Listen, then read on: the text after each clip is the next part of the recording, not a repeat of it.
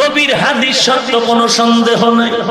ওই জায়গায় আল্লাহ বলেছে গুনাহগার হয়ে যদি কবরে যাও, দুই পাশের মাটির চাপ পাথরের হাড় চুরমার হয়ে যাবে, কবরের মধ্যে জাহান্নামের আগুন দাউ দাউ করে জ্বলবে। গুনাহগারের কবরে ৯৯টা দিনের বেলা সূর্য বিজ্ঞানীরা বলে জমিন থেকে ৯,৩০,০০,০০০ মাইল দূরে। ওই সূর্যের গরম, কিন্তু শীতের রাত, সূর্য নাই, এরপরও কেন গরম লাগে? আল্লাহর নবী বলেন কিয়ামতের ময়দানে সূর্য মাথার উপরে আল্লাহ দিয়া বলবে সব তাপমাত্রা ছেড়ে দাও। সূর্যের তাপ যখন পড়বে, গুনাহগারের মাথার মগজগুলো টকবক করে ঘুরতে থাকবে। ওই পেটের গলি তো নারী বুড়ি পায়খানার রাস্তা দিয়া ঝুমঝুম করে পড়ে যাবে। ওরে মার কোনো পরিচয় নাই। নবীরা পর্যন্ত নাফসি নাফসি বলে কাঁদে, ওদিকে জাহান্নামের চিৎকারের আওয়াজ। ও আল্লাহ, গুনাহগার গুলো কই, আমাকে দাও। আল্লাহ বলবেন জাহান্নাম অপেক্ষা কর, গুনাহগারের বিচার আমলনামা মাপ দিয়ে। জাহান্নাম থামতে চায় না। আল্লাহ বলবে ফেরেশতারা ৭০,০০০ শিকল লাগায় জাহান্নামের পেছনে ধরে রাখ। ৭০,০০০ শিকল লাগায়ও ধরে রাখতে পারে না। জাহান্নামের আওয়াজে হাসরের ময়দানটা থরথর থরথর করে কাঁপতেছে। এবার আমার আপনার মায়ার নবী সিজদায় পড়ে কাঁদবে আর বলবেন আল্লাহ, জাহান্নামের ফিরা আমার একটা উম্মত যদি জাহান্নামে যায়, আমি তোমার জান্নাতে যাব না। আল্লাহ বলেন ফেরেশতা জাহান্নামের ধর, জাহান্নাম থামে না। আল্লাহ কুদরতের হাতে একটু পানি দিয়া বলবে জাহান্নামের ছিটায়া দাও। জাহান্নামের গায়ে দেওয়া মাত্র পেছন দিকে দৌড়াও। আমার নবী যখন জাহান্নামের বয়ান করতে, সাহাবায়ে কেরামরা পাগলের মতো চিল্লাইতে থাকে। মনে হয় যেন তারা নিজের চোখে জাহান্নামের আগুন দেখতে পায়।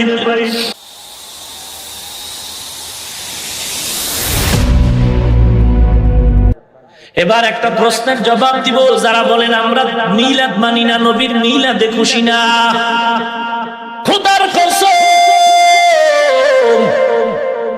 এই মাথায় টুপি পরেছি, লম্বা জামা পরেছি, দাড়িটা রেখেছি, এ টুপি আমার বাবার না, আমার দাড়ি আমার বাবার না, এ লম্বা জামা আমার বাবার না। আমার নবী জন্ম হয়েছে, মিলাদ হয়েছে, আমরা নবীর মিলাদে খুশি। নবীর মিলাদে খুশি হওয়ার কারণে নবী বলেছে টুপি পর টুপি পরি, নবী বলেছে দাড়ি লম্বা কর দাড়ি লম্বা করতেছি, নবী বলেছে পর্দা কর পর্দা করতেছি। এগুলো আমরা বেজার হয়ে না, নবীর মিলাদে খুশি এজন্যই করতেছি। তবে আমগো মিলাদ বছরে একদিন না, আমগো নবীর মিলাদের আনন্দ হলো মরণ পর্যন্ত। আমগো মিলাদ কি একদিন না মরণ পর্যন্ত? এ টুপি মাথায় দিছে আমার বাবা, রসুলের সুন্নতের টুপি, নবী কইছে টুপি পর। নবীর যেহেতু মান্য নিছি খুব খুশি মনে, নবীর অর্ডার মানতে আর বাধা কি? নবীর যেহেতু পাইয়া খুশি, নবীর মিলাদে খুশি, নবীর আদর্শের টুপি মানতেও খুশি, নবীর মিলাদে যেহেতু খুশি, নবীর আদেশ অনুযায়ী দাড়ি রাখতে খুশি, নবীর মিলাদে যেহেতু খুশি হয়েছি, নবীর অর্ডারে দাড়ি রাখতেও খুশি মনে রাখতেছি, নবীর মিলাদে খুশি হইয়া পর্দা করতেছি, হালাল খাইতেছি, জবান দিয়া গালি জানলেও দিচ্ছি না। নবী বলেছেন গালি হারাম, নাইলে এমন গালি জানি তোর লঙ্গি খুললে ফালাইতে পারে। গালি শিখতে কিতাব লাগে, ছোটবেলা তো অটোই মুখস্থ হয়ে আছে। দেই না কেন? জাহান্নামের আযাবের ভয়ে। ভাইরা আমার, রাগ করলেন, মিলাদের বিরুদ্ধে বলেছে, কাউকে কাফের বলেছে, জাহান্নামী বলেছে। আর কেমনে বুঝাইতাম বাঙালি? আল্লাহ আপনি কুদরতের হাতে বুঝ দান করুন। আমরা মিলাদ মানি না। এই টুপি কার আদর্শ? দাড়ি কার আদর্শ? পর্দা কার আদর্শ? পোশাক কার আদর্শ? গালি না দেওয়া কার আদর্শ? তো রসুলের আদর্শ মানলে কি ওয়াহাবি কাফের? এতে যদি কম আফসোস নেই। কিন্তু আমরা কোনদিন গালি দিব না? পারি না। পারি মানে এদেশে তাবলীগওয়ালা কম। আরে ভাই কথা কবেন বাঘের মতো। এদেশে তাবলীগ কম, দেওবন্দি কম, চরমনাই কম, উজানি কম, বাহাদুরপুর কম। পিডা শুরু করলে পালানের জায়গা পাবে না। ভাবছো কি মগের মূল্য? হাত একটা কম, খানা একবেলা কম খায়, কিন্তু রসুলের আদর্শের গোলাম হয়েছে। আমরা রসুল মানেছি, যে কারণে শরীরে রাগ আসলেও কন্ট্রোল করি, জবানে গালি আসলেও কন্ট্রোল করি। কারণ গালি রসুল নিষেধ করেছেন, কোরআন নিষেধ করেছেন। অতএব রসুলের আদর্শ না মানলে তো রসুলকে মানাই হলো। বিশ্ব হুজুরের জন্য জীবন দিয়ে দেব। বিশ্ব হুজুরকে খুব মানি, কয়েক গ্লাস পানি দেখো টাইম নেই, না মানা হইল। আল্লাহ আপনি মাফ করুন। এই যুবকরা ঘুমাও, কথা বুঝো নি? কিছু কি বুঝো? হ্যাঁ ঠিক, হ্যাঁ ঠিক। আল্লাহ হেদায়েত দান। ভাইরা আমার, রাহমাতুল লিল আলামিন এ জমিন এসেছে, নবী আবার এ জমিন থেকে বিদায় নিয়েছে। নবী কি নিয়ে জমিনে আসলেন, আবার কি রেখে চলে গেলেন? নবী কি নিয়ে আসলেন তার জবাব হলো উত্তম আদর্শ নিয়ে আসলেন। কি নিয়ে? কি রেখে চলে গেলেন? বলে দুইটা জিনিস রেখে চলে গেছে।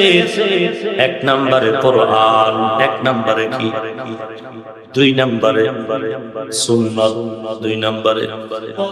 যারা হাদিস বলছেন রুমাল থাকলে কানের গোড়ায় রুমাল দিয়ে ঢাকিয়া একা একা কানে ধরে তওবা করবেন, কেউ যেন টের না পায়, এবং ওয়াদা করবেন জীবনে আর হাদিস বলবেন না।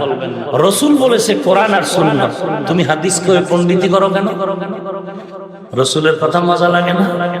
রসুল বলেন আমি রেখে গেলাম দুই জিনিস, কোরআন আর সুন্নাত, আপনি হাদিস পাইলেন কই?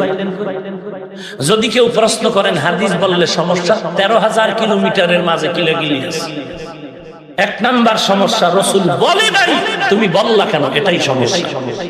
রসুল বলেছেন কোরআন সুন্নাত, কথা বুঝলেন? অতএব হাদিস বলবেন।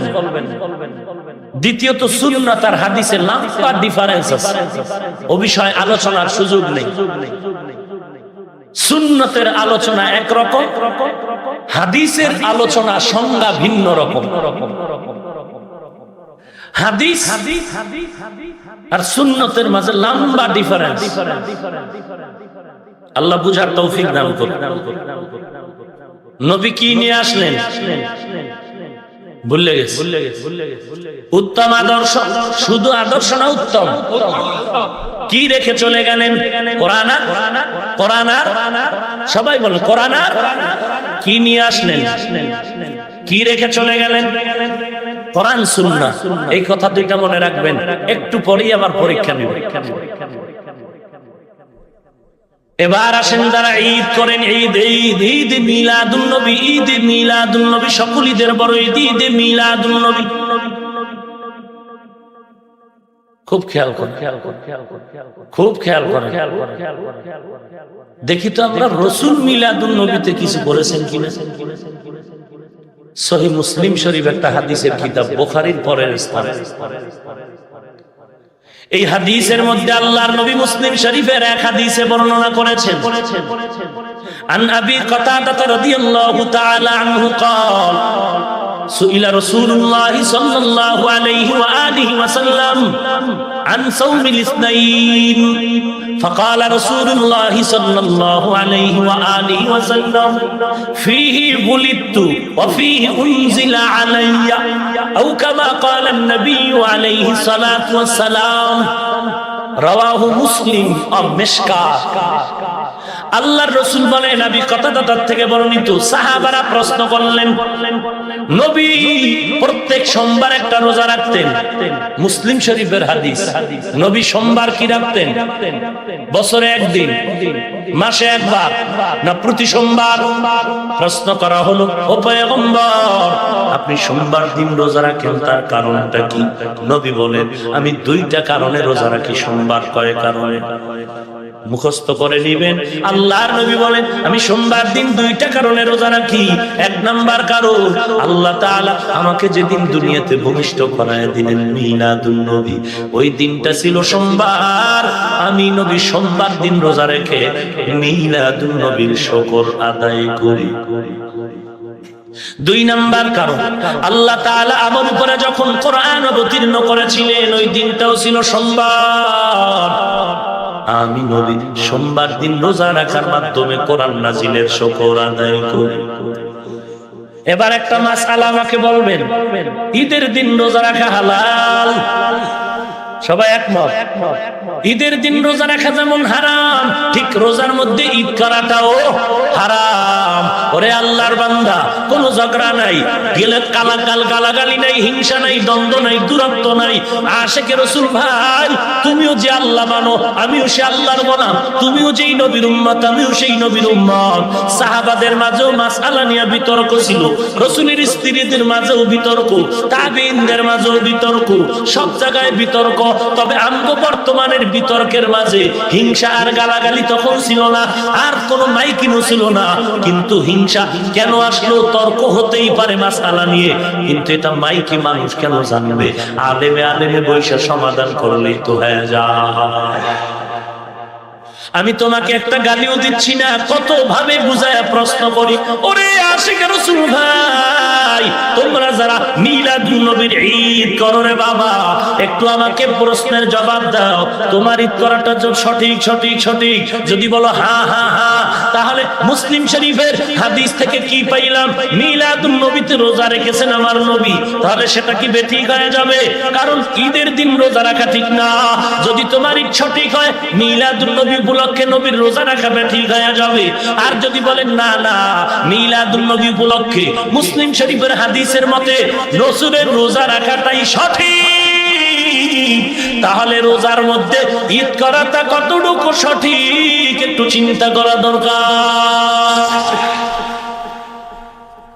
তারা হারাম কাজ করছে বলছি, জাহান্নামে যাবে বলছি, গালি দিয়েছি, আর কেমনে শালীন ভাবে কইতাম, আল্লাহ ও আল্লাহ কুদরতের হাতে আমগো হেদায়েত দান করো। রাগ করলে আর একটু সামনে যাই, সূরা মায়েদা একটা সূরা আছে নি, ওই সূরার 3 নাম্বার আয়াত, 3 নাম্বার আয়াতে আল্লাহ তাআলা শেষ অংশে বলেন, আল ইয়াউমা আকমালতু লাকুম দীনাকুম ওয়া আতমামতু আলাইকুম নি'মাতি ওয়া রাদিতু লাকুমুল ইসলাম দীনা। এই আয়াতটা 10ম হিজরি জিলহজের 9 শুক্রবার নাজিল হয়েছে। খুব খেয়াল করেন, ঘুমাননি আপনারা? খেয়াল করতেছেন? ভালো করে খেয়াল করে। আল ইয়াউমা আকমালতু লাকুম দীনাকুম ওয়া আতমামতু আলাইকুম নি'মাতি ওয়া রাদিতু লাকুমুল ইসলাম দীনা। 10ম হিজরি যুলহজের 9 তারিখ শুক্রবার এই আয়াত নাজিল হয়েছে। যুলহজের 9 তারিখ শুক্রবার 10ম হিজরি সূরা মায়েদার 3 নাম্বার আয়াত আল্লাহ নাজিল করলেন। এক ইহুদি আসেনি, তখনও ছিল না, বড় বেঈমান। এক ইহুদি ওমরের কাছে বলে, রে ওমর, চিনছেন ওমরের? যার কথার আগে তরবারি চলে, যার কথার আগে কি চলে? ইহুদি প্রশ্ন করে, ওমর, এত মহা এক সুসংবাদওয়ালা আয়াত পাইছো তোমরা? কোন আয়াত? সূরা মায়েদা 3 নাম্বার। এত মহা সুসংবাদওয়ালা একটা আয়াত পাইলা, কি হইছে তো? কয়, রে ওমর, এমন একটা সুসংবাদের আয়াত যদি আমরা তাওরাতের মধ্যে পাইতাম, খেয়াল করে, এমন একটা সুসংবাদের আয়াত যদি আমাদের তাওরাতে নাজিল হইতো, তাহলে আমরা খুশির কারণে ওই দিনটারে ঈদ করতাম, খুশি হয়ে কি করতাম? ঈদ করতাম। তুমি এত সুসংবাদওয়ালা একটা আয়াত পাইছো, আমগো তাওরাতে যদি এমন একটা আয়াত আসতো তাহলে খুশিতে ওই দিনটারে কি বানাইতাম? ওমর কি জবাব দিছে শুনবে? ওমর দুইটা জবাব দিছে। ওমরে ফারুক দেখে বলে, ও ইহুদি ভাই, এক নাম্বার জবাব নাও, মুসলমানের ঈদ এটা বান্দার বিবেক থেকে সিদ্ধান্ত নেওয়া হয় না। মুসলমানের ঈদ কোন দিন হবে এ সিদ্ধান্ত আমার আল্লাহর। আল্লাহ নবীর বলছে, ও নবী উম্মতের জানায়া দেন, বছরে মুসলমানের দুইটা ঈদ, ঈদুল ফিতর আর ঈদুল আযহা। জুমার দিন ঈদ, এটা বাৎসরিক না সাপ্তাহিক? বছরে মুসলমানের ঈদ দুইটা, ঈদুল ফিতর আর ঈদুল আযহা।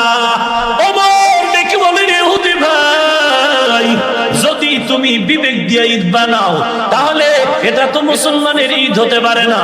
মুসলমানের ঈদ নির্ধারণ হয় আল্লাহর পক্ষ থেকে, বান্দার বিবেক দিয়া হয় না। বান্দা যদি বিবেক খাটায়া ঈদ বানায় তাহলে আমার নবী ঈদ করেছেন মিলাদুন নবীর খুশিতে, রোজা রাখছেন। কোরআন নাজিল নবীর এক খুশির দিন, কারণ এত দামি একটি কিতাব, যেই কিতাবের মতো কোরআনের মতো জমিনে আর কোনো কিতাব নাই। ওই কোরআন নাজিলের দিনটাও বড় স্মরণীয় দিন। ওই দিনটাও নবী শুকর আদায় করেছেন, আনন্দে একটা রোজা রাখছেন। নবীর জীবনের বড় বড় খুশি আছে। যদি মনের খুশিতে ঈদ করতে চাও, নবীজির মক্কা বিজয়ের দিনটাও ঈদ করা লাগে, কারণ মক্কা বিজয়ের দিনটা নবীর স্মরণীয় দিন। ওই দিনটাও আনন্দ করা লাগে। শুধু তাই না, নবীর জীবনের মেরাজের দিবসটাও বড় স্মরণীয় দিবস। এই মেরাজ কোন নবী পায় নাই। ওই আল্লাহর দরবারে চলে গেলেন, আল্লাহর সাথে কথা বললেন, কত বড় দাম আমার নবী। তাহলে মেরাজ একটা বিশাল ঘটনা, স্মরণীয় একটা ঘটনা। এই দিনটারও একটা ঈদ করা লাগে। যদি বিবেক দিয়ে ঈদ করতে চাই, নবীর জীবনের বড় বড় ঘটনা, বদরের বিজয়ের ঘটনা একটা ঈদ করা লাগে, মক্কা বিজয়ের দিন একটা ঈদ করা লাগে। বিবেক বলে কোরআন নাজিলের দিন একটা ঈদ করা লাগে। আল্লাহর নবীর সাহাবী ওমর ডাক দিয়া কয়, মুসলমানের ঈদ বিবেক দিয়ে হবে না, মুসলমানের ঈদ নির্ধারণ করে দিয়েছেন আল্লাহ। যদি বিবেক দিয়া করো তো নবীর জন্মে ঈদ করো, নদী বিবেক দিয়া করো নবীর একটা মহামূল্যবান দিবস মক্কা বিজয়ের দিবস। যেই মক্কা দিয়া বেঈমানেরা ফিডায় ফিডায় তারাইলো, রাস্তায় আটকাইলো, গলায় এরকম রুমাল পেঁচায় জোরে টান দিল, জিহ্বা বের করে ফেললো, গভীর রজনীতে রাসূলকে বিতাড়িত করে ফেললো। সেই মেরাজের দিবস কত দামি দিবস। দুই নাম্বার ওমর কয়, ও ইহুদি, মুসলমানের যত ঈদ হবে ওই ঈদের পেছনে শর্ত হলো ইবাদত। মুসলমানের ঈদুল ফিতর একটা ঈদের দিনের পেছনে আছে রমজানের এক মাস রোজার কষ্ট। বান্দা তুই রোজা রাখছো, শীতের দিন সাহারি খেতে কষ্ট, সারাদিন গরমের দিন দিন লম্বা, এত কষ্ট করে বান্দা তুই আমার ইবাদত করেছো। আমি আল্লাহ এই কষ্টের ইবাদতের পর একটা খুশির ঈদের দিন দিলাম, ঈদুল ফিতর।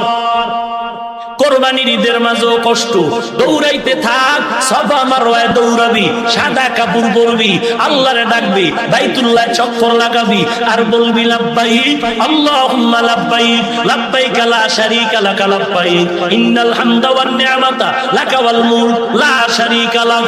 ও মালিক, তোমার গোলাম তোমার দরজায় হাজির। দেখো সাদা কাপড় পরে ফেলছি, কবরের সূরাত দইরা ফালাইছি, দুনিয়ার কোনো চিন্তা নাই, দুনিয়ার কোনো পোশাক আমার গায়ে নাই, দুনিয়ার একটা কালো সুতা আমার মাজায় নাই। ও মাওলা, আমি তোমার পাগল হইয়া সাদা কাপড় পরে এখন ঘুরতেছি। আল্লাহ ডাক দিয়া কয়, একবার তুই সরবায় দৌড়া, আর একবার মারওয়ায় দৌড়াবি। আবার আমার অর্ডারে বান্দা মিনা মুজদালিফায় যাবি, আরাফার ময়দানে যাবি। তুই যদি যুক্তি দিয়া কও কাবার ঘরে নামাজ পড়লে 1 রাকাতে 1 লক্ষ, কিন্তু মিনায় গেলে মিনায় ময়দানে নামাজ পড়লে 1 রাকাতে 2 রাকাতেরও সওয়াব নাই, আরাফার ময়দানে 1 রাকাত নামাজ পড়লে 2 রাকাত নামাজেরও সওয়াব নাই, তাহলে ওখানে বইরা লাভ কি? আমি মক্কায় বয়া বয়া আল্লাহর সাথে লাইন লাগাই। আল্লাহ বলে চালাকি করলে হবে না। ওরে বান্দা, তোর যুক্তি দিয়ে ইবাদত হবে না, ঈদ হবে না। আমি মাওলার গোলামের আদেশ মানার দ্বারাই হবে ইবাদত। 1 লাখ বুঝি না, 50,000 বুঝি না। আমি বলছি আরাফার ময়দানে যাবি, খোলা আকাশে চিল্লায় কাঁদবি। আমি মাওলা অর্ডার করছি মুজদালিফায় দৌড়াবি, পাথর টোকাবি, খাম্বায় ওই খুঁটির গোড়ায় গিয়ে পাথর মারবি। হাজেরা দৌড়াইছে, ওই সবাব আর হয় তুইও দৌড়াবি। কোনো কেন নাই, মেনে নেওয়ার নামই হলো গোলাম। যুক্তিতে বুঝে আসে না, মিলাদুন নবী ঈদ করবো না কেন? যুক্তি টুক্তি চলবে না। মুসলিম শরীফ বলে নবী মিলাদুন নবীতে রেখেছেন রোজা। ওমর বলে মুসলমানের ঈদ হবে আল্লাহর সিদ্ধান্তে, নবীর পরামর্শে, বিবেক দিয়া হবে না। কথা বুঝলেননি? এবং ঈদের পেছনে থাকবে ইবাদত। কি থাকবে? ঘুমের থেকে উঠাই গলায় ফুল লইয়া স্লোগান দিলে এটা ঈদ হবে না। পেছনে থাকবে ইবাদত। তোমার দাড়ি নাই, তোমার টুপি নাই, সুদের টাকায় ব্যবসা, জবানে আছে গালি, নারী পুরুষ বেপরদা, এটা কিসের ইবাদত? এগুলো রাসূলের আদর্শ জবাই করার ইবাদত। রসুলের আদর্শ বাদ দিয়া রসুলের মোহাব্বত হয় না। রসুলের মোহাব্বত হতে হলে রসুলের সুন্নতের আমল দিয়া হবে। আমার পিসাবের সুন্নত না, রসুলের সুন্নত। আমি যে এত বাটপারি করতেছি, আমার পীরের দালালি না রসুলের? আমি যত চিল্লাইতেছি, আমি পিসাবের নাম নিয়ে কইছি যে আমার পীর আছে একজন, তোমরা তার দ্বারে যাও, নাইলে জাহান্নাম রেডি। আমি যাহা কিছু বলছি রসুলের মোহাব্বত নিয়ে দালালি করতেছি। আল্লাহ হেদায়েত দান করুন।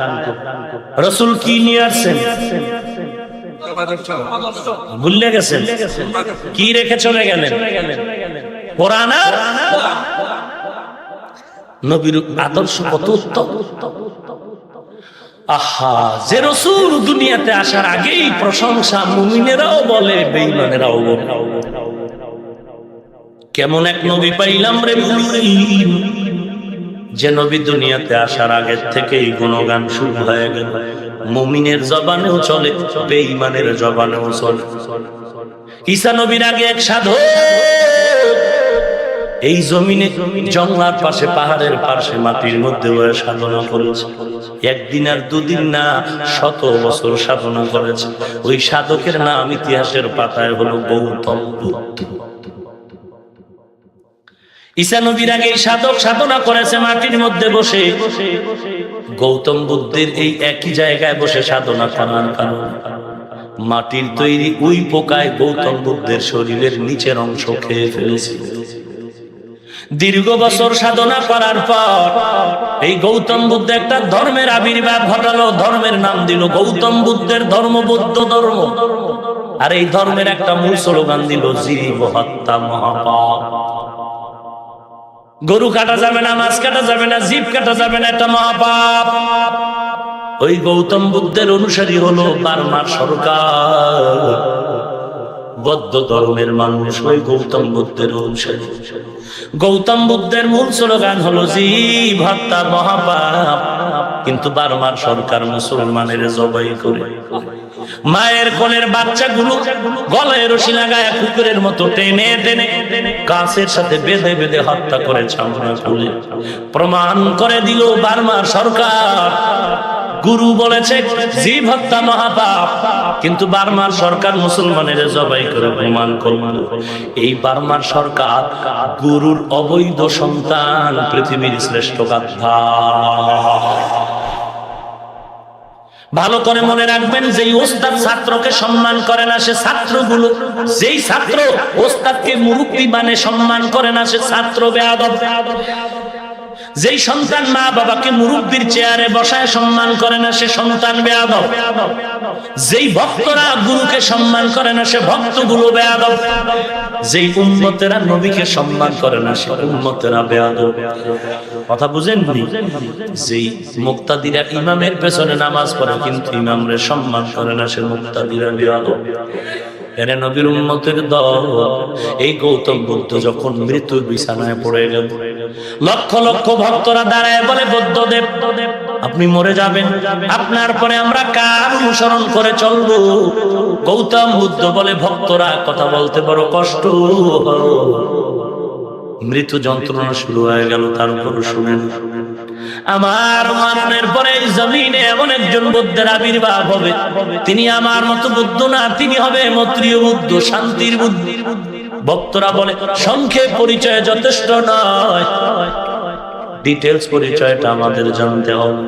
গৌতম বুদ্ধ বলে, ও ভক্তরা শুনে নাও, আমার মরণের পর এই জমিনে এক বুদ্ধের আবির্ভাব হবে, তিনি আমার মতো বুদ্ধ নয়, তিনি হবে মৈত্রীয় বুদ্ধ, শান্তির বুদ্ধ। তারপর পরিপূর্ণ পরিচয়টা নিয়ে নাও। তার বাবার নাম হবে আব্দুল্লাহ, মায়ের নাম হবে আমেনা, তার নাম হবে মুহাম্মদ।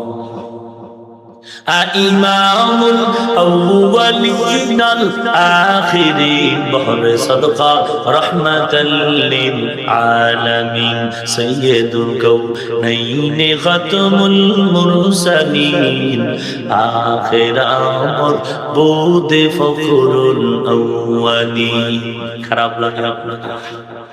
কেমন এক নবী আমরা পেয়েছি রে মুসলমান, যে নবীর জন্য গর্তের পিপিলিকা কাঁদে, মাছ কাঁদে, আসমান জমিন পাগল, সূর্য পাগল, চন্দ্র পাগল, এমনকি আমার আল্লাহ পাগল। কথা ঠিক নেই?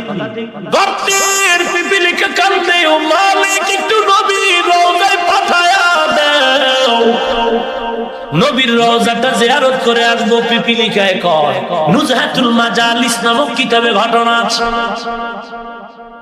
আল্লাহ ডেকে বলে, মদিনার কবুতর কই?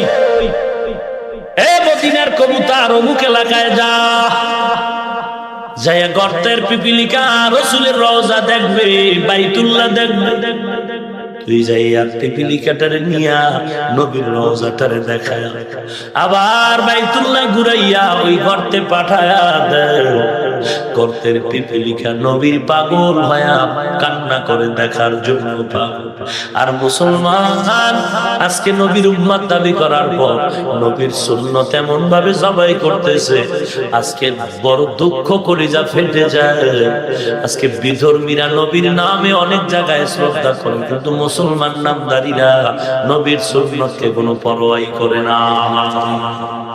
तुको जा सुन्नते अहमद को जा मोहम्मद कहबुअत नस्बतुरा कार शैदा मी कुनी नामत बोली करमनी लानुतास्ताय बरवनी।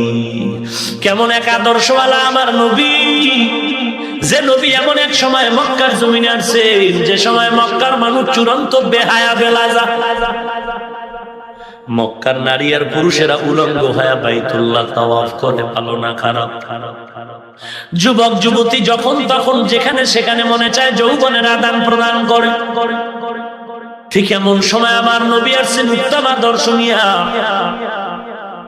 এমন উত্তম আদর্শ পেয়ে মক্কার বেহায়া মানুষগুলো এত দামি হয়ে গেল, এখন তাদের নামের শেষে শব্দ বাড়ায় লেখা হয় সাহাবী। কেমন নবীর আদর্শ রে ভাই!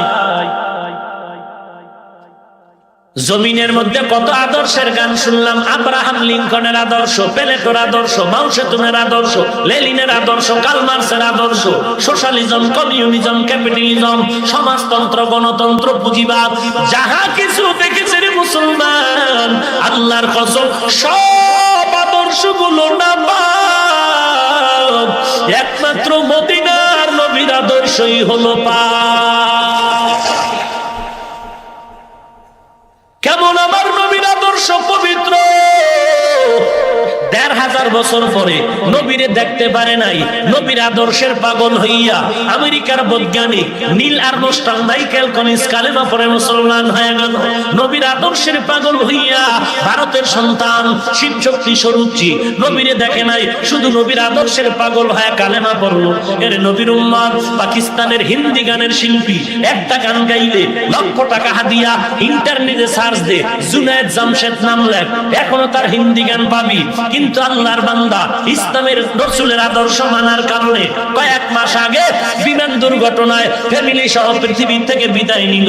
এখন যদি তাকায় দেখো ওই বান্দা নবীর আদর্শে এত পাগল হয়ে গেল। এখন যদি তাকাও মনে হবে এখনো গানের শিল্পী না, বরং পাকিস্তানের বড় একজন বুজুর্গ। নবীর আদর্শ এত দামি একটি সম্পদ। ওমরের দরবারে এক ইহুদি গিয়া বলে নবীর আদর্শ নাকি দামি, বলে হ্যাঁ বয়ান দাও তো। বলবো ওমর বলে নবীর আদর্শের বয়ান আমি পারব না, কারণ আমি জীবনের বেশি টাইম ঈমান হারা হালাতে কাটাইছি। জীবনের এক পর্যায়ে এসে আমি নবীর আদর্শ পাগল হইয়া আমি মুসলমান হয়েছি, নবীর জীবনী পুরা পাই নাই। কেমন নবীর আদর্শ, যে আদর্শ গ্রহণ করার কারণে 10 জন সাহাবা দুনিয়াতেই জান্নাতের টিকিট পেয়েছে। নতুন শুনলেন, আরো আগে শুনছেন কয়জন? বলেন প্রথম নাম টাকা, দ্বিতীয় কার নাম, 3 নম্বরে কার নাম, 4 নম্বরে কার নাম? রাদিয়াল্লাহু আনহুম আজমাইন। আবু বকরের ইতিহাস পড়ে দেখো, 4 খলিফার বাংলা ইতিহাস পাওয়া যায়, পড়ে দেখো আবু বকর কত দামি, জান্নাতের টিকিট তার হাতে রেডি। এরপর ইতিহাস পড়ে দেখো মৃত্যু পর্যন্ত শুধু কান্নার আওয়াজ। ওমরের কান্না, ওসমানের কান্না, আলীর কান্না। আজকে ময়দানে কান্নার বয়ান নাই, কান্নার কোনো বয়ান নাই। কেন কেন শুধু কান্না নাই নাই নাই নাই এমনটা না। এক বক্তা বলে বাঙালি বেশি কাঁদবা না, নবী বেশি কাঁদে নাই। ওরে যেই বক্তা বেশি হাসাইতে পারে সেই বক্তা বড় দামি। এরে নবীর উম্মতের দল, আল্লাহর নবীর আদর্শ এত দামি এক সম্পদ। এই আদর্শ যখন পায় নাই, মক্কার মানুষ এত খারাপ ছিল, কারণ ঈসা নবীর পরে আমগো নবীর মাঝখানে 570 বছর গ্যাপ হয়ে গেল। এই দিনগুলোতে এরা কোনো মুরব্বী পায় নাই। মুরব্বী না পাওয়ার কারণেই তাদের চরিত্র ধ্বংস হয়ে গেল। বৈরবের মানুষ আমি আজকে ফাইনাল অ্যান্সার দিয়া যাই, যারা বলবে আমার কোনো মুরব্বী লাগে না, ইমাম লাগে না, কোনো উস্তাদ লাগে না, তুমি নিঃসন্দেহে ধরে নাও তুমি গোমরাহ। আল্লাহ কয় মুরব্বী লাগবে, তুমি কেন কও লাগবে না? ومن يطع الله والرسول فاولئك مع الذين انعم الله عليهم من النبيين والصديقين والشهداء والصالحين وحسن اولئك رفيقا। আল্লাহ বলেন আমি 4 দল মুরব্বী দিলাম, নবীগণ, সিদ্দিকগণ, শহীদগণ, সালেহগণ। ওরে ভৈরবের মুসলমান, যদি আল্লাহর আসমানি কিতাব পইরা পইরা জান্নাত পাওয়া যাইতো, কোনো উস্তাদ না লাগতো। কোরআন আসমানি কিতাব, তাওরাত আসমানি কিতাব, জবুর আসমানি কিতাব, ইনজিল আসমানি কিতাব, আদম নবীর কাছে দেওয়া সহিফা আসমানি কিতাব, ইদ্রিস নবীর কাছে দেওয়া সহিফা আসমানি কিতাব, মুসা নবীর কাছে দেওয়া কিতাব আসমানি কিতাব, শীষ নবীর কাছে দেওয়া আসমানি কিতাব। যদি আল্লাহর দেওয়া আসমানি কিতাব পইরা জান্নাত পাওয়া যাইতো, এই জমিনে লক্ষ লক্ষ নবী পাঠাবার দরকার হতো না। ওরে ঔষধের বই পড়ে যদি ডাক্তারি করা যাইতো, এই দেশে মেডিকেল সায়েন্সের দরকার হতো না। বাংলা বুখারী কোরআনের তরজমা পড়ে ফতুয়া দেওয়া যদি যাইতো, এই জমিনে লেখাপড়ার জন্য কোনো মাদ্রাসা লাগতো না। কথা বলেন না কেন? ওরে মুমিন ভাই, মনে কষ্ট নিও না, গালাগালি করছি না রে বাবা। তুমি বুকের উপরে হাত বাঁধো, খোদার কসম আমার দ্বন্দ্ব নাই। তুমি আলহামদুর পরে জোরে আমিন বলো, খোদার কসম কোনো দূরত্ব নাই, কোনো হিংসা নাই। কিন্তু কেন কথাই বলি রে বাবা, একমাত্র কারণ আমরা 40 বছর যারা নাবির নিচে হাত বেঁধে নামাজ পড়তেছি, আলহামদুর পরে আস্তে আমিন বলতেছি, আমাদের মাঝে কেন প্যাঁচ লাগাইলা? এজন্যই আমরা কথা বলি, তবে গালাগালি করি না, অশালীন কথা বলি না। আমগো ঘরে আগুন লাগাইছো, এই আগুনটা নিবানের জন্য বলি, তোমগো ঘরে আমগো আগুন লাগানোর নিয়ত নাই। বুকে হাত বাঁধার বিরুদ্ধে বলেছি, আর জোরে আমিন বলার বিরুদ্ধে বলেছি। ওরে আল্লাহর বান্দা, কেন তুমি আজকে এই সমস্ত কাণ্ড করে সাধারণ মানুষকে দিন থেকে বিচ্যুত করো, বিভ্রান্তের মধ্যে ফেলেছো রে বাবা? আমি হাফিজুর রহমান হাটহাজারীর হুজুরের প্রশংসা, খাজা মঈনুদ্দিনের প্রশংসা, জুনায়েদ বাগদাদি সাহেব শিবলি, হাফিজি হুজুর, পীরজি হুজুর, মুফতি ফজলুল হক আমিনী রহমাতুল্লাহ আলাই, ফজলুল করিম রহমাতুল্লাহ আলাই, সৈয়দ ইসহাক রহমাতুল্লাহ আলাই, উজানির কারি ইব্রাহিম রহমাতুল্লাহ আলাই, বড় বড় আল্লাহওয়ালা শামসুল হক ফরিদপুরি, হাজী শরীয়তুল্লাহ রহমাতুল্লাহ আলাই, শাহজালাল, শাহপরান, শাহ আমানত, খান জাহান আলী, শাহ আলী, আল্লাহওয়ালাদের নাম, জুনায়েদ বাগদাদি, কুতুবউদ্দিন বখতিয়ার কাকি, মুজাদ্দিদ আল ফেসানি, খাজা মঈনুদ্দিন চিশতি, এদের নাম নিয়ে একটু কথা বলি। আল্লাহওয়ালাদের নাম নিয়া ওই আল মুজাদ্দিদ আল ফেসানি, হাজী ইমদাদুল্লাহ মুহাজিরে মক্কি, রশিদ আহমদ গাঙ্গুহি, বড় পীর আব্দুল কাদের জিলানী, এদের নাম নিয়ে একটু কথা বললে একদল বলে হাফিজুর রহমান ব্যক্তির পূজা করে, পীরের পূজা করে, মুশরিক মুশরিক মুশরিক। ওরে আল্লাহর বান্দা, তোমাকে আমি গালি দিচ্ছি না, হিংসাও করতেছি না, জানতে চাই তুমি বান্দা অল টাইম হাঁটতে চলতে উঠতে বসতে খাইতে নাইতে অল টাইম আপনি ডাক্তার জাকির নায়েকের গুণগান, মতিউর রহমান আল মাদানির গুণগান, মুজাফফর বিন হোসেন সাহেবের গুণগান, আব্দুর রাজ্জাক বিন ইউসুফ সাহেবের গুণগান, অমুক তমুকের গুণগান, কাজী ইব্রাহিম সাহেবের গুণগান, শুধু গুণগান না, পাশে পাশে আবু হানিফার গালি, আবার খাজা মঈনুদ্দিনের গান দেখো। বলেন আপনি কার পূজা করেন? গালি দিছি আমি, যতই কিছু করি একদিনও তো জাকির নায়েকের গালি দেই নাই না। কি গালি দিয়ে এখানে আমার কোনো লাভ নাই। যদি একদিন হাতে পাই, তখন মহব্বতে হয়তো প্রোগ্রামের সূত্র ধরে দেখা হতেও পারে, সেদিন আমি হাসি মুখে এক প্লেটে খানা খাবো আর বলবো হযরত যথেষ্ট লেকচার শুনেছি। হঠাৎ করে দেখলাম দুই একটা লেকচারের পয়েন্টে পয়েন্টে ওলামায়ে কেরাম বলেছেন এই পয়েন্টে আপনার কথার সাথে শরীয়তের সাংঘর্ষিক, এই বিষয়ে আপনার ফয়সালা কি? যদি ভুল স্বীকার করে আলহামদুলিল্লাহ, যদি বুঝায় দিতে পারে আলহামদুলিল্লাহ। ভৈরবে গালি দিলে কি লাভ? কথা কন না। বাউয়া ব্যাং হাতিরে লাথি দে, বাউয়া ব্যাং চিনেন? যে বৃষ্টির সময় জিকির করে, তেরবান এই মিয়া ব্যাঙে গান গায় না, খোদার তসবিহ পড়ে? সন্দেহ আছে না? সমস্ত মাখলুকাত কার তসবিহ পড়ে? এক বুজুর্গ কয় যে বড় গড়ি কাটা লম্বা টুনটুন করে বাড়ি দেয়, এ টুনটুন করে না, ও খোদার নামের জিকির করে। সুবহানাল্লাহ কইছে। আমার জাতি ভাইরা কইবে এইবার না হাফিজুর রহমান রে মুশরিক বলার ফতোয়া ওপেন হয়ে গেল।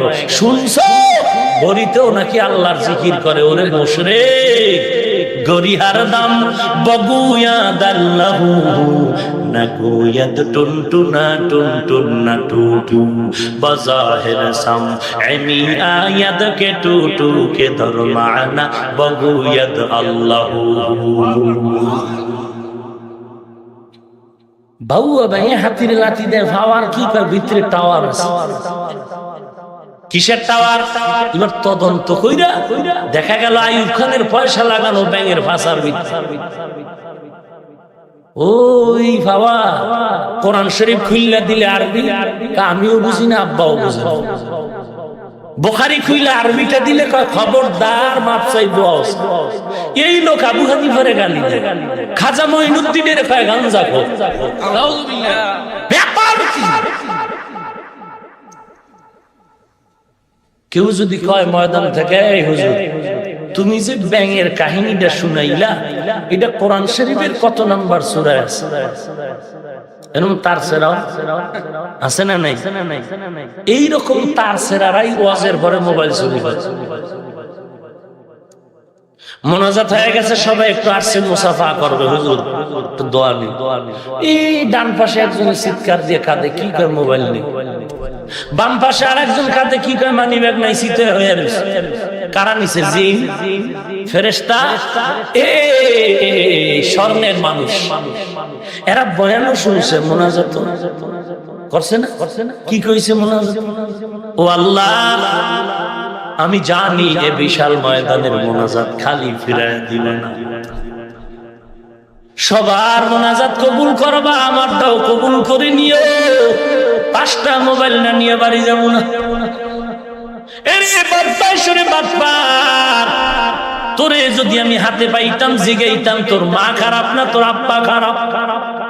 এরে বদমাইশ, তুই মানুষটারে কান্দাইয়া চোখের পানি ছেড়ে মোবাইল নিয়ে বাড়ি গেছো। মরার পরে না আগেই ঘুমের ঘরে তোর হাত বাঁকা হয়ে যাবে। তোরটা না হলে তোর ছেলে মেয়েরটা হবে, তারটা না হলে তোর স্ত্রীরটা হবে। হবেই। আজকে যদি বরদোয়া দিই, আজকেই হবে। কারণ এতগুলো মানুষের আমিন ফেরত যাবে না। বরদোয়া করি নাই, দোয়া করি তওবা কর। চোখের পানির অভিশাপ বড় কঠিন অভিশাপ। টাকার অভাব নাই, কোটি টাকা, হাতে হ্যান্ডকাপ কেন? গরিবের চোখের পানির অভিশাপ। ঠিক কি? চোখের পানির অভিশাপ বড় কঠিন। আল্লাহ হেদায়েত দান করুন। যার পান খাওয়ার অভ্যাস নাই, আর যদি পান দেয় তা চান্দি গরম হয়। কাঁচা সুপারি দিয়ে পান দিছে, খাইয়েই মাথা গরম। বিশ্ব রোডের দিকে তাকায় খায়, বাঁকা করলো কে রে? যেই লোক কোরআনের আরবি বুঝে না, বুখারী আরবি পারে না, এরে যদি বাংলা পড়ায় কয় তুই হিরো, এই লোক আবু হানিফারে গালি দেওয়া কোনো ব্যাপার না। আল্লাহ আপনি হেদায়েত দান করুন। এরে নবীর উম্মত, ভালো করে শুনে নাও, কেমন একজন নবী আল্লাহ আমাদের দান করেছে। ওমরের দরবারে গিয়া এক ইহুদি বলে, নবীর আদর্শের একটু বয়ান আমারে শোনাও। ওমর বলে, আমি পারবো না। কয়, কোথায় গেলে পাবো? ওমর বলে, নবীর একজন আদরের সাহাবী বেশি আদর করতেন, ওর কাছে যাও। বলে কে? বলে আফ্রিকার জঙ্গলের বেলাল। বেলালের দরবারে চলে যাও। বলবো ঘটনাটা? কে সে বেলাল? নবী মেরাজ থেকে এসে বলেন, রে বেলাল, এমন কি আমল করেছো যে আরশে তোর আওয়াজ পেয়েছে? বেলাল বলে, পয়গম্বর, আমার কোনো আমল ভালো নাই, তবে আমি একটা দাইমি আমল করি রে নবী। ওযু করার পরে 2 রাকাত তাহিয়াতুল ওযু নামাজ আদায় করি। قال النبي صلى الله عليه وآله وسلم أحب الأعمال إلى الله أدومها وإن قل। নবী বলেন, ওই আমল আল্লাহর দরবারে দামি যেটা সব সময় করে, যদিও আমল ছোট। সব সময় আমল করলে একটা পাওয়ার আসে, পাওয়ার। কে সে বেলাল? আমার নবী মক্কা বিজয় বাইতুল্লাহর কিনারায় হাতে লাঠি নিয়ে মূর্তিগুলো ভাঙ্গে আর বলে, আলী, বড় বড় মূর্তিগুলো ভেঙ্গে ফেলায় দাও। আজ আমার দিলটা বড় খুশি, কারণ এই মক্কায় আমি মন ভইরা 1 রাকাত নামাজ পড়তে পারি। আমি মক্কার কাছে এসে একটা মন ভরে সিজদা দিতে পারি নাই রে আলী। আমার বংশের লোকেরা আমারে কত আঘাত করেছে রে। আজ আমার এই মক্কার দিন বড় আনন্দের দিন, আমি স্বাধীন করেছি। মক্কার মূর্তিগুলো ভাঙ্গা জমজম পানি দিয়া পবিত্র বানায় দাও। আজ আমি মনের খুশিতে জোহরের নামাজ জামাতে আদায় করব আজকে আমার সাথী। আমার নবী লাঠি হাতে নিয়ে মূর্তিগুলো ভেঙ্গে ভেঙ্গে ফেলায় দেয়। আর আমার আশেকে রাসূলেরা পীর বাবার ছবি গলায় নেয়, আর ঘরের আলমারির মধ্যে বাঘ ভাল্লুক আর বানরের ছবি দিয়া শোকেস বোঝাই করে রেখেছে।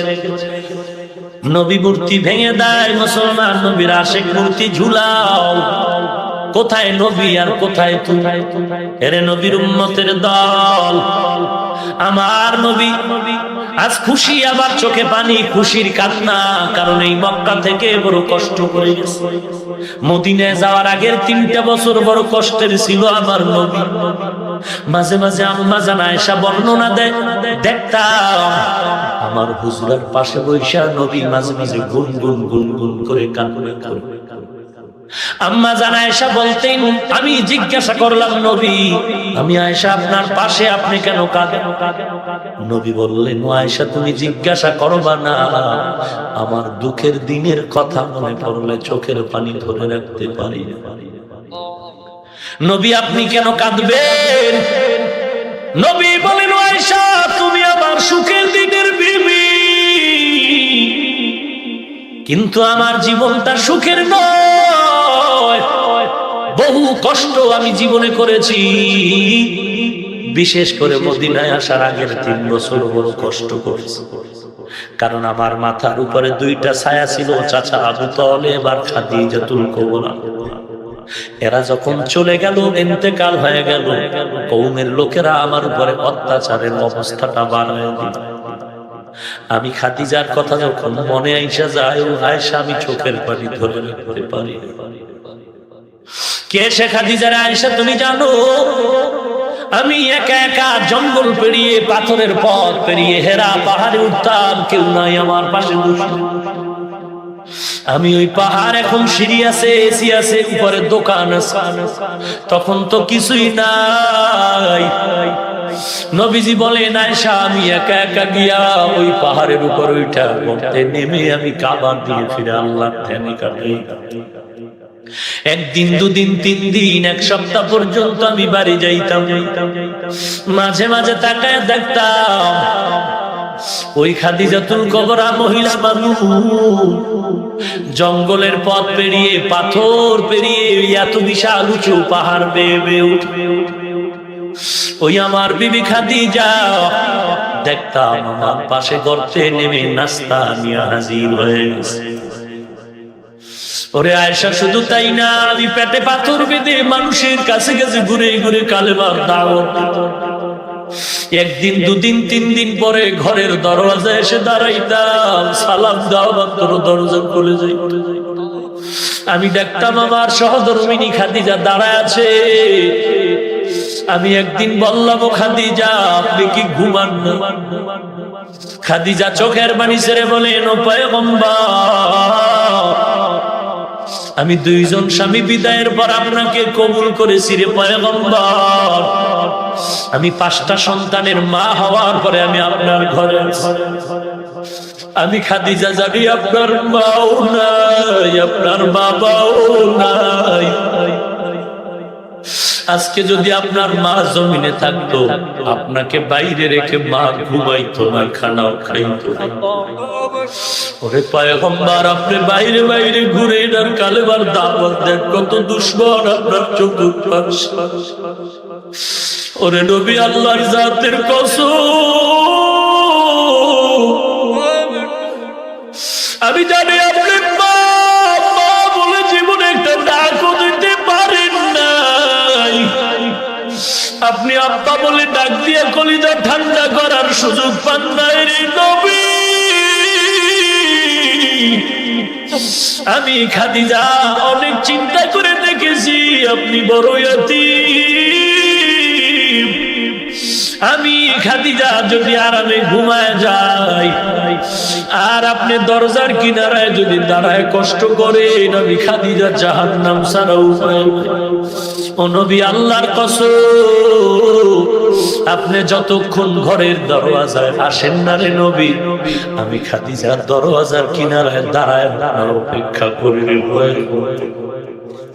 ওরে আয়েশা, ওই খাদিজার কথা মনে করলে আমার চোখের পানি ধরে রাখতে পারি না। আজ আমার সেই মক্কার জমিন আমার ফিরে পাইলাম রে আলী। আজ আমার খুশির কান্না। জোহরের নামাজ আমি জামাতে আদায় করব, আর আজকের এই বিজয়ের আজান যিনি দিবে তার কপাল ভালো। নবী মশওয়ারায় বসে গেলেন, কে দিবে আজ বিজয়ের আজান? একজন দাঁড়ায় বলে, নবী আজকের বিজয়ের আজান দিবেন আবু বকর। আর কেউ কেউ না কারণ। আপনি তো আবু বকরের প্রশংসা করে বলেছেন ওই হিজরতের পর নবী যখন ঘর থেকে বেরিয়ে আবু বকরকে গিয়ে আস্তে করে ডাক দিয়েছে গভীর রাত। আবু বকর দরজা খুলে লাব্বাইক ওয়া সাদাইকা ইয়া রাসূলুল্লাহ, আমি আস্তে ডাক দিলাম, আপনি কি ঘুমান? আবু বকর চোখের পানি ছেড়ে বলেন, ও পয়গম্বর, 2-2.5 বছর আগে আপনি আমার কানে কানে বলেছিলেন হিজরতের পথে আমি আপনার সফর সঙ্গী হব। ও নবী, আল্লাহর জাতের কসম, ওই দিন থেকে আমি যতই ব্যস্ত থাকি রাতের বেলা একটা সেকেন্ডের জন্য আমি ঘুমাই না। দরওয়াজার কিনারা অপেক্ষা করি। নবীও শুনে অবাক হয়ে গেল। ওরে আবু বকর, এগুলো কি করে সম্ভব? আবু বকর কান্না করে বলেন, আমি আবু বকর একা ঘুমাই না তা না, আমার ঘরে আমার ছোট মেয়ে আসমাও ঘুমায় না। প্রত্যেক রাত্র নাস্তা বানায় অপেক্ষা করে নবী আসবে, মদিনার লম্বা পথে নাস্তা দিবে। ওরে নবী, আমার মেয়েটাও ঘুমায় না। আজকে 2-2.5 বছর আমি আবু বকর রাত্রে ঘুমাই না রে নবী, আমার মেয়ে আসমাও ঘুমায় না রে নবী। ওরে নবী, একটু খুঁটির গোড়ায় তাকে দেখে, ওই খুঁটির গোড়ায় আমরা মদিনায় যাওয়ার জন্য একটা উট কিনেছি, ওই উটও ঘুমায় না। আপনার আসার পথের দিকে তাকায় তাকে আর চোখ বেয়ে পানি পড়ে। মায়ার নবী হাউমাউ করে কাঁদেন, পানি আজ আবার দুঃখের রাত, কষ্টের রাত। আবু বকরের এই ত্যাগের বিনিময়ে দেওয়ার আবার কিছু নাই, তবে আমি আজ একটু দোয়া করি, আল্লাহ, এই আবু বকরের সফর শুরু হলো, মদিনা পর্যন্ত সফর শেষ না। ও আল্লাহ, তুমি কবুল করে নাও। আবু বকরের সফর শেষ হবে জান্নাতের মেহমানখানা। আবু বকর দিবে আজ বিজয়ের আজান, বসেন আর একজন দাঁড়ায় বলে, ও নবী, বিজয়ের আজান দিবেন ওমর, কারণ আপনিই বলেছেন লাউ কানা বাদি নবিয়্যুন লাকানা ওমর, আল্লাহ আপনার পরে নবী বানাইলে ওমর হতো পরের নবী। কোরআনের মধ্যে ওমরের পক্ষে 3টা আয়াত আল্লাহ নাযিল করেছে। ওরে নবী, আজ ওমর দিবে, আপনিও বসেন আর একজন দাঁড়ায় বলে, নবী আজকের বিজয়ের আজান দিবেন ওসমান, কারণ আপনি নবী বলেছেন লিকুল্লি নাবিয়্যিন রাফিকুন ওয়া রাফিকি ইয়ানি ফিল জান্নাতি ওসমানা, সকল নবীর জান্নাতে এক বন্ধু হবে, আপনার বন্ধু হবে জান্নাতে ওসমান। ওসমান দিবে আজান আর কেউ না। আপনি বসেন আর একজন দাঁড়ান, দাঁড়ায় বলে, নবী বিজয়ের আজান দিবেন আলী, কেন? আপনিই বলেছেন আনা দারুল হিকমাতি ওয়া আলিয়্যুন বাবুহা ওয়া আনা মাদিনাতুল ইলমি ওয়া আলিয়্যুন বাবুহা, আমি নবী হিকমতের ঘর, ইলমের শহর, আর এর দরওয়াজা হলো আলী। ওই আলী দিবে আজ বিজয়ের আজান। নবী চুপ হয়ে গেলেন। আল্লাহর সিদ্ধান্ত আসবে। আল্লাহ তাআলা জিবরাইল পাঠিয়ে দিলেন সময় মতো, নবীকে সালাম জানায় সিদ্ধান্ত দাও। জিবরাইল এসে বলেন, নবী আজকের বিজয়ের আজান আবু বকরের কণ্ঠে হবে না রে পয়গম্বর, আজকের বিজয়ের আজান ওমরের কণ্ঠে হবে না। আজ এই বিজয়ের আজান আলীর কণ্ঠে নয়, আজকের বিজয়ের আজান ওসমানের কণ্ঠে নয়। আল্লাহ তাআলার সিদ্ধান্ত, আজকের বিজয়ের আজান এ 4 জনের কণ্ঠে নয়, আজকের বিজয়ের আজান কে দিবে? আল্লাহর সিদ্ধান্ত হয়েছে, আজকের বিজয়ের আজান হবে বেলালের কণ্ঠে। কাবেলিয়ত দাদে উলা শর্ত নি বলকে শর্ত কাবেলিয়ত দাদে मकबूल तू है शाज है काबिल तू बहुत है मकबूल तू है शाज है काबिल तू बहुत है आईना के मानिंदे तू नहीं दिल तू बहुत है आईना के मानिंदे तू नहीं दिल तू बहुत है। और एलाकार मुसलमानेर যুবক ও বৃদ্ধ বাবাজি, ও পর্দার আড়ালের মা বোনেরা, আজকে কেন তুমি দিনের পথে আগাও না রে মা? আমি হাফিজুর রহমানের মা, ও মা তুমিও একজন সন্তানের মা। এর যুবক, পাও দুটো আগায় দে, আমি তোর পায়ে হাত রেখে বলে যাই, টুপির কারণে দাড়ির কারণে নবীর আদর্শে সম্মান কমে না, বরং আল্লাহ এত সম্মান দান করেছেন, পৃথিবীর বড় 1 নম্বরের ধনী লোকটাও এত সম্মান পায় না। এর যুবক, আজকে তুই টুপি মাথায় দাও না কেন? বলে মাথা গরম। টুপি মাথায় দিলে মাথা গরম হয়? খোদার কসম, তোর থেকে বুঝ আমার কম না। লম্বা জামা পরলে শরীর গরম লাগে, কম বুঝি না রে বাবা। দাড়িটা রাখলে যৌবনের ভাব চলে যায়, তোমার থেকে কম বুঝি না। এরে বাবা, নামাজ পড়তে কষ্ট হয় শীতের দিন, তোমার থেকে কম বুঝি না। এরপরও কেন টুপি ফালাই না, দাড়ি ফালাই না, লম্বা জামা ফালাই না, নামাজ পড়ি, পর্দা করি? ওরে বাবা, দুনিয়ার সরকার আমগো টাকা দেয় না, না, বরং টুপির কারণে দাড়ির কারণে কত গালাগালি শুনতে হয়। এরপরও কেন টুপি ফালাই না আমরা বাবা? একমাত্র কারণ আল্লাহর কোরআন পড়েছি, নবীর হাদিস পড়েছি, স্পষ্ট আল্লাহর কোরআন সত্য, কোনো সন্দেহ নাই। নবীর হাদিস সত্য, কোনো সন্দেহ নাই। ওই জায়গায় আল্লাহ বলেছে, গুনাহগার হয়ে যদি কবরে যাও, দুই পাশের মাটির চাপ পাথরের হাড় চুরমার হয়ে যাবে, কবরের মধ্যে জাহান্নামের আগুন দাউ দাউ করে জ্বলবে। গুনাহগারের কবরে 99টা সাপ। দিনের বেলা সূর্য বলে জমিন থেকে 9 কোটি 30 লক্ষ মাইল দূরে, ওই সূর্যের গরম, কিন্তু শীতের রাত, সূর্য নাই, এরপরও কেন গরম লাগে? আল্লাহর নবী বলেন, কিয়ামতের ময়দানে সূর্য মাথার উপরে আল্লাহ দিয়া বলবে, সব তাপমাত্রা ছেড়ে দাও। সূর্যের তাপ যখন পড়বে, গুনাহগারের মাথার মগজগুলো টকবক করে ঘুরতে থাকবে। ওই পেটের গলি তো নারী বুড়ি পায়খানার রাস্তা দিয়া ঝুমঝুম করে পড়ে যাবে। ওরে মার কোনো পরিচয় নাই। নবীরা পর্যন্ত নাফসি নাফসি বলে কাঁদবে, ওদিকে জাহান্নামের চিৎকারের আওয়াজ। ও আল্লাহ, গুনাহগার গুলো কই, আমাকে দাও। আল্লাহ বলবেন, জাহান্নাম অপেক্ষা কর, গুনাহগারের বিচার আমলনামা মাপ দিয়ে।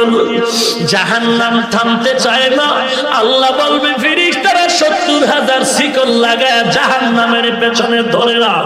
70,000 শিকল লাগায়ও ধরে রাখতে পারে না। জাহান্নামের আওয়াজে হাসরের ময়দানটা থরথর থরথর করে কাঁপতেছে। এবার আমার আপনার মায়ার নবী সিজদায় পড়ে কাঁদবে আর বলবেন, আল্লাহ, জাহান্নামের ভিড়া, আমার একটা উম্মত যদি জাহান্নামে যায়, আমি তোমার জান্নাতে যাব না। আল্লাহ বলেন, ফেরেশতা জাহান্নামের ধর, জাহান্নাম থামে না। আল্লাহ কুদরতের হাতে একটু পানি দিয়া বলবে, জাহান্নামের ছিটায় দাও। জাহান্নামের গায়ে দেওয়া মাত্র পেছন দিকে দৌড়াও। আমার নবী যখন জাহান্নামের বয়ান করতে, সাহাবায়ে কেরামরা পাগলের মতো চিল্লাইতে থাকে, মনে হয় যেন তারা নিজের চোখে জাহান্নামের আগুন দেখতে পায়। আল্লাহর নবী বলেন, জাহান্নাম থেকে মাপ চাও, ওই আযাব সহ্য করতে পারবা না রে বাবা। এরে যুবক, আমি তোর মতো একটা যুবক সন্তান, নাচ গান দেখলে মজা লাগে, তোর যেমন মজা লাগে আমারও মজা লাগে, কারণ তোর মধ্যে যেই যৌবন আছে আমার মধ্যেও আছে। এরপরও কেন মোবাইল দিয়া গান শুনি না? এরে যুবক, তুই ঘুমের মধ্যে গানের তার লাগায় কানের মধ্যে ঘুমাও, তোর কি ভয় লাগে না? ঘুমের ঘরে তো কত যুবকের মরণ হয়। এই কয়েক সপ্তাহ আগে টেকনাফের রোহিঙ্গাতে রান দিয়া যুবকের একটা কাফেলা সিলেটে যাচ্ছিল, এই পথ দিয়া নরসিংদী রোডে এমন এক অ্যাক্সিডেন্ট হয়ে গেল, গাড়িও নাই, যুবকও নাই, জানাজার ময়দানে কান্নার আওয়াজ। এর যুবক, তোর তোর মতো যুবক দাড়িওয়ালা নামাজি স্কুল কলেজে আছে, অভাব নাই, তুই কেন পারো না রে বাবা? তোমার মতো যুবক দাড়িওয়ালা নামাজি RAB, army, police, BDR, doctor, professor অভাব নাই, তা চাকরিজীবী, ব্যবসায়ী অভাব নাই, ড্রাইভার, শ্রমিক, কৃষক অভাব নাই, তুমি কেন পারবা না? আসলে তোমার কপাল পুড়ে গেছে। পোড়া কপাল তওবা না করলে আর জোড়া লাগবে না রে বাবা। আজকে তোমার পাশে দেখো মোনাজাত করে, দোয়া করে, সবাই কান্না করে, তোমার চোখে পানি নাই। মনে করিও না তোমার কপাল ভালো, না না, তোমার চোখে পানি না থাকার কারণ তোমার কপাল খারাপ, তোমার কোন গুনার কারণে দিলটা পাথর হয়ে গেল। ওরে নবীর উম্মত, আমি কোরআন দিয়ে বলছি, মিথ্যা মনে করিস না রে যুবক। পাও দুইটা আগায় দে, আমি পায়ে হাত রেখে বলি, দাড়ি কাইটা নবীর আর কাঁদাইস না রে যুবক। নামাজ বাদ দিয়ে নবীর কষ্ট দিও না। আমার নবী এই ইসলামের জন্য কত কষ্ট করেছেন। ওরে গুনাহ নিয়ে যদি কবরে যাও, হাসরের ময়দানে আযাব, আল্লাহর নবীর কান্নায় পানি দিয়ে বলবে ফেরেশতা জাহান্নামের গায়ে ছিটায় দাও। ফেরেশতারা আল্লাহর দেওয়া কুদরতের হাতের পানি জাহান্নামের গায়ে ছিটায় দাও মাত্র, জাহান্নাম পেছনে দৌড়াতে থাকবে। ফেরেশতারা বলবে আল্লাহ ৭০,০০০ শিকল দিয়ে যে জাহান্নামের ধরে রাখতে পারি না, এখন সামান্য একটু পানি দেওয়ায় জাহান্নাম পেছনে দৌড়ায় কেন? এটা কি জমজমের পানি, নাকি হাউজে কাউসারের পানি, নাকি এটা দুনিয়ার ভালো সমুদ্রের পানি, নাকি আসমানের পানি, না আবে হায়াতের পানি? আল্লাহ বলবেন ও ফেরেশতা, এই পানিটা জমজমের পানিও না, কাউসারের পানিও না, আবে হায়াতের পানিও না, এটা সমুদ্রের পানিও না, এই পানিটা দুনিয়ার আমার কিছু গুনাহগার বান্দার চোখের পানি। কত গুনাহগার বান্দা আছে, ওরে রিকশা চালায়, ভ্যান চালায়, তাকায়া দেখ, রিকশা চালায়া রাতে ঘরে গিয়া ঘুমায় না, যায় নামাজ বিছায় কান্না করে। খাজা মঈনুদ্দিন এত দামি এক আল্লাহর ওলি, যাকে আজকে অনেকে গাঞ্জাখোর বলে গালি দাও। খাজা মঈনুদ্দিন মদিনা থেকে ভারতে আসলেন, বাড়িতে গিয়া মায়ের কাছে খুশি। মা কয় মঈনুদ্দিন এত খুশি কেন? বলে মা, আনন্দের খবর, আমার কালেমার খেদমতে ৭৬ লক্ষ হিন্দু আমার হাতে কালেমা পড়েছে। মা বলে বাবা, এটা তোর গর্ব না, এটা আমার সুনাম। মঈনুদ্দিন বলে মা, এটা তোমারই সুনাম। বলে এমনি বললে হবে না, তোর এই বরকতের পেছনে আমি মা কত কান্না করেছি তুই জানো। তুই আমার গর্বে আসার পর আমি এক রাত্র ঘুমাই নাই, সারা রাত আমি তাহাজ্জুদের মুসাল্লায় কান্না করে দোয়া করছি। ওরে পর্দার আড়ালের মা, ভালো করে শুনে নাও, ও বাবাজি, মনটা কি চায় না একজন আলেমের মা হয়ে কবরে যাও, কোরআনওয়ালার বাবা হয়ে কবরে যাও? মঈনুদ্দিনের মা বলে, রে সন্তান, আমি মাওলার দরবারে কান্না করেছি, মালিক আমার সন্তানের তুমি ওলি বানায়া দাও। শুধু তাই না রে বাবা, তুই মঈনুদ্দিন যখন দুনিয়াতে আসছো, আমি মায়ের বুকের দুগ্ধ পান করেছো, আল্লাহর কসম। ও মঈনুদ্দিন, আমি মা তোরে যতদিন দুগ্ধ পান করাইছি, একটা ফোঁটা দুধ তোর মুখে বিনা ওযুতে দেই নাই। ও পর্দার আড়ালের মা বোনেরা, আমিও মায়ের সন্তান, তুমিও আমার মায়ের মতো একজন মা। তুমি আব্দুল কাদের জিলানীর মা, খাজা মঈনুদ্দিনের মা, হাফেজে কোরআনের মা। অনুরোধ করে বলছি, মা ভালো সন্তানের মা হও, কোরআনওয়ালার মা হওয়ার দোয়া করো, সন্তানটারে নামাজি বানাও। এরে যুবক, কয়দিন আর যৌবনের বাহাদুরি করবে রে বাবা। খেলার জীবনে কত বন্ধু নিয়ে খেলছো, আজকে অনেকেই নাই। লেখাপড়ার জীবনে কত বন্ধু ছিল, অনেকেই নাই।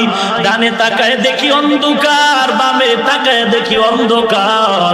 এমন একদিন আসবে তুমিও থাকবে না রে যুবক।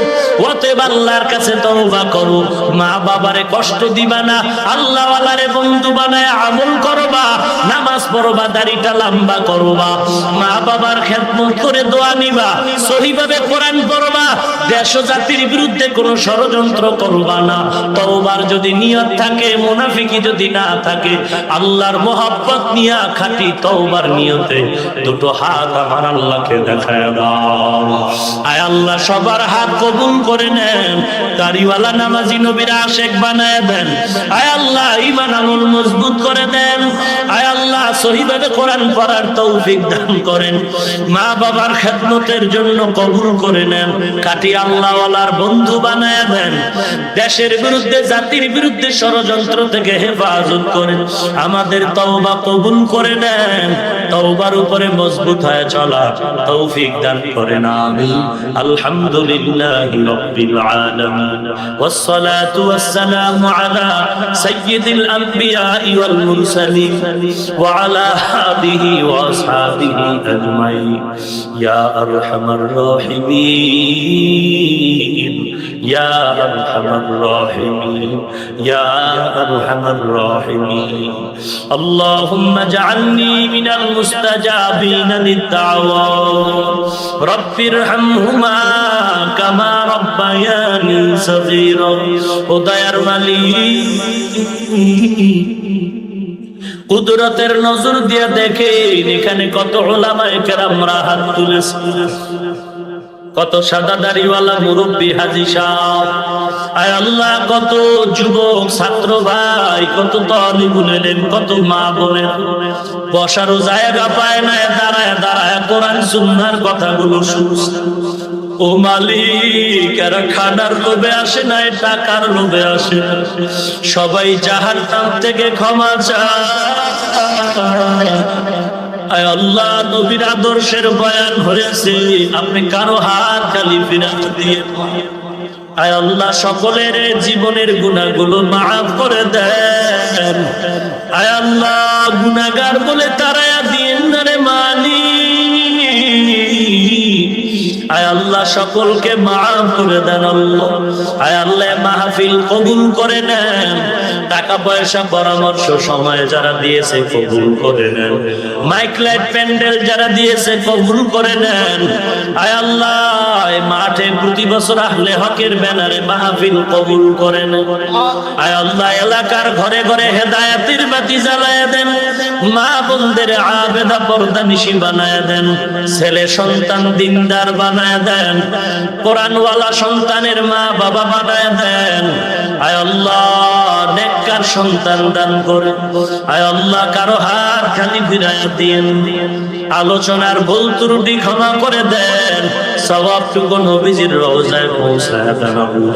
জীবনে একবারও যদি হয় সুন্দর কাবা ও নবীজির রওজা জিয়ারতের তৌফিক দান করুন। আয় আল্লাহ ঘুমের ঘরেও যদি হয় নবীজির সাথে মোলাকাত করায় দিন আল্লাহ। নবীজির সুন্নতের আমলের আগ্রহ বাড়ায় দেন। আয় আল্লাহ সুন্নতের জিন্দেগি দান করেন। আয় আল্লাহ কারো হাত খালি ফিরাইয়া দিয়েন না, সারা দুনিয়ায় শান্তি দান করেন। বাংলাদেশ শান্তির দেশ বানায় দেন।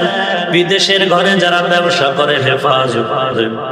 আয় আল্লাহ দেশের জন্য, জাতির জন্য, ইসলামের জন্য যারা জীবন দিল তাদের মাফ করে দেন। এখনো যারা চেষ্টা করে কবুল করে নেন। আয় আল্লাহ প্রশাসনিক ভাবে যারা কাজ করে দিনের খাদেম বানায় দেন। জালেম দুশমন মুনাফিক থেকে হেফাজত করেন আল্লাহ। আয় আল্লাহ যারা মাদ্রাসা মসজিদ উলামায়ে কেরাম কোরআনকে ভালোবাসে তাদের কবুল করেন। সমস্ত মসজিদ মাদ্রাসা কবুল করেন। ইমাম খাদেম কমিটি উস্তাদ ছাত্র কবুল করেন। আয় আল্লাহ সকলের দিলের নেক হালাত নবীজির ওসিলায় পূরণ করে দেন। আয় আল্লাহ নেক আমলের আগ্রহ বাড়ায় দেন, সুন্নাতের আমলের আগ্রহ বাড়ায় দেন। আয় আল্লাহ কারো হাত খালি ফিরাইয়া দিয়েন না রে আল্লাহ। খোদায়ের মালিক মুনাজাতের পরে সবাই যার যার বাড়ি চলে যাবে। কেউ গিয়ে দেখবে মা এখনো ঘুমায় নাই, সন্তানের অপেক্ষায় বসে আছে। আর একদল আপনার গোলাম এখানে আছে যাদের মা নাই, বাবা নাই, অন্ধকার কবর থেকে দোয়ার অপেক্ষায়। ওরে সন্তান সাদা কাপড়ের প্যাকেট বানায় কবরে রাখছে। আজকে তুমি শীতের ভিতরে দরওয়াজা জানালা আটকায় ল্যাপ গায়ে দিয়া ঘুমা ওই মা বাবার চেহারাটা কি মনে পড়ে না রে সন্তান? ওই মা বাবার জন্য কি মায়া হবে না রে সন্তান? আয় আল্লাহ কুদরতের নজর দিয়া দেখেন এখানে কারাইয়াতি। আয় আল্লাহ গুনার কারণে দিলটা পাথর, চোখে পানি নাই। আয় আল্লাহ গুনাহ মাফ করে দিলটা নরম করে দেন, কান্নাওয়ালা চক্ষু দান করে দাও। আয় আল্লাহ কান্নাওয়ালা চক্ষু দান করেন আল্লাহ, কান্নাওয়ালা চক্ষু দান করেন, জিকিরওয়ালা জিহ্বা দান করেন আল্লাহ, আখিরাতের ফিকিরওয়ালা কলব দান করেন আল্লাহ। ওরে আল্লাহর বান্দারা ডানে বামে তাকায় দেখেন কার চোখের পানিগুলো পড়তেছে। পারলে হাতটা বাড়ায়া দোয়া নেন, কান্নাওয়ালার দোয়া আল্লাহ খালি ফিরায়া দিবেন। ওরে কান্নাওয়ালা ভাই, এই ময়দানে আমার মতো গুনাহগার জালেম কেউ নাই। এই চেয়ারে বসার এলেম আমল যোগ্যতা নাই, আল্লাহ দয়া করে বসাইছেন গুনার কারণে ফালায়া দিয়ে। কোরআন ও হাদিসের এলেমের নূর দিয়া সিনাটা ভরপুর করে দেন। আয় আল্লাহ দ্বীনের খাদিম হিসাবে নিরাপদে কবুল করে নেন, সারা দুনিয়ায় খেদমতের জন্য কবুল করে নেন। আয় আল্লাহ সবার কবর জান্নাতের বাগান বানায়। যারা বেঁচে আছেন হায়াত বাড়ায় দেন, অসুস্থ রোগীদের সুস্থ বানায় দেন। আপনার মতো বড় ডাক্তার কেউ নেই রে। কথা বলতে বড় কষ্ট পাই, কুদরতের হাতে কোরআনের বরকতে নবীজির ওসিলা।